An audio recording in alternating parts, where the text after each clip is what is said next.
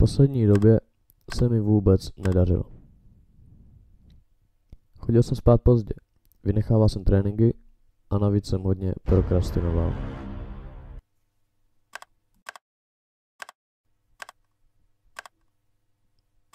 Takže tohle je můj rozpis tréninku, dokonce jsem si tam dal i kardio a uvidíme, jak to půjde. Tohle je moje ranní rutina, zkusím stávat 5:40. Večer 20:00 červené brýle a spát o 9:45. Tohle jsou hlavní body, které si budu psát do téhle tabulky po dobu téhle challenge vlastně. Uvidíme, jak to půjde, já jsem na to osobně hodně zvědavý. A teď si jdem ukázat první den. Tady jsem zkoušel obhájit svoje PR na bench, což je 80 kg a podívejte se, jak to dopadlo.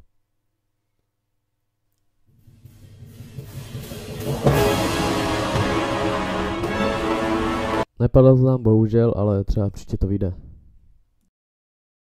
Tady jsem si myslel, že 25 kg na tlaky bude těžký, ale ve skutečnosti bylo to lehké jako pírko.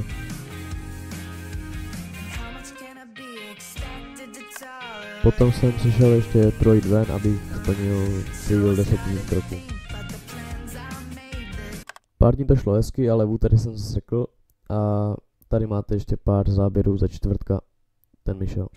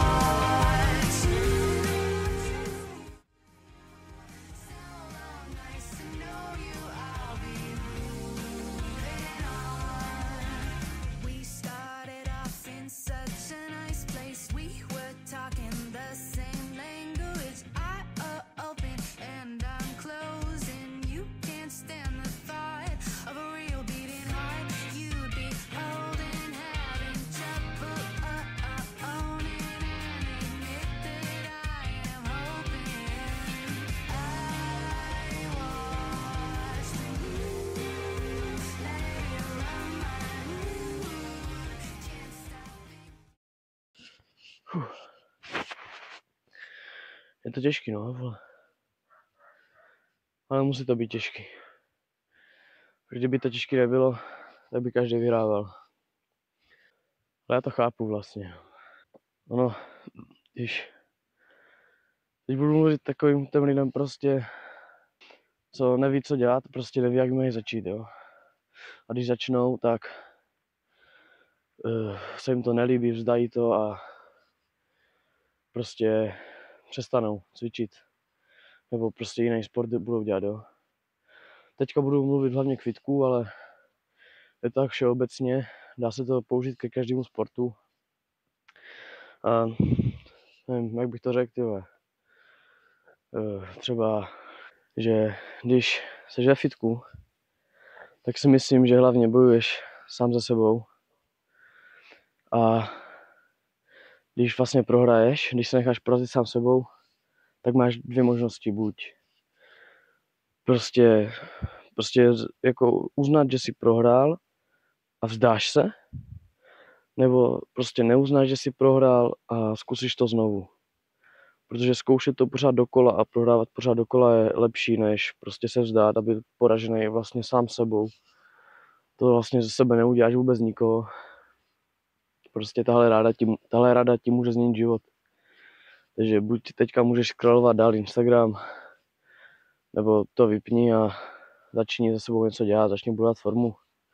Nebo jiný sport prostě, jo. Já jsem říkal, že to bude tak všeobecný, ale co bych tomu ještě dodal, no, prostě. Mě je v píči, že prohraješ, mě je v píči, kolikrát prohraješ, mě je v píči, že kolem tebe ve fitku bude milion x prostě nasypaných borců, ale nikdy neměj v píči to, že se prostě vzdáš. To je fakt na píču. A jako cože vedle tebe tam benchuje 50-kilový týpek, jako to je úplně jedno, vole, tím, že se vzdáš, vole, tak on ten 50-kilový týpek, někdy něco dokáže. Ty nic nedokážeš, ty budeš nikdo, on bude někdo. Takže nikdy se nenech porazit sám sebou, fakt. Nikdy. Nenech sám sebe porazit sám sebou vlastně. Momentálně to je 4. den, co držím rutinu. Je to těžký, ty vole, už jsem to několikrát chtěl jako zapískat, protože jsem na to nebyl vůbec zvyklý. Já jsem chodil spát pozdě, stával jsem pozdě, jo, tak prostě. Nedržoval jsem tréninky, nic prostě.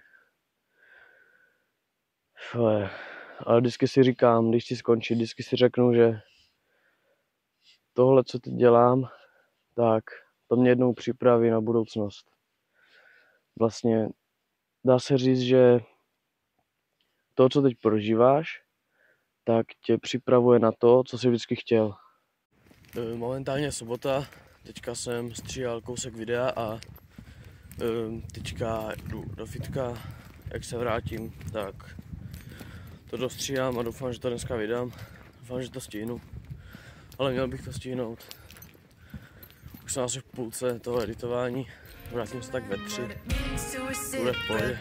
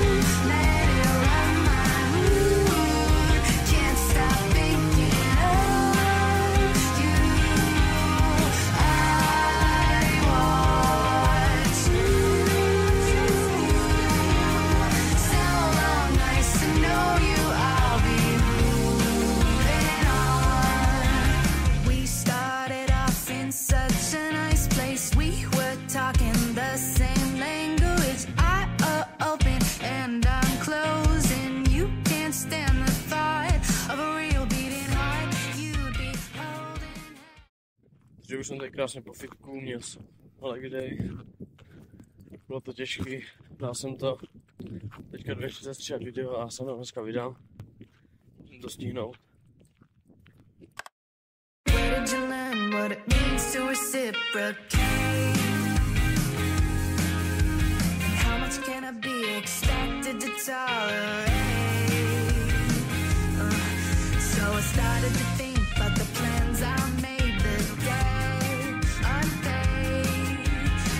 Just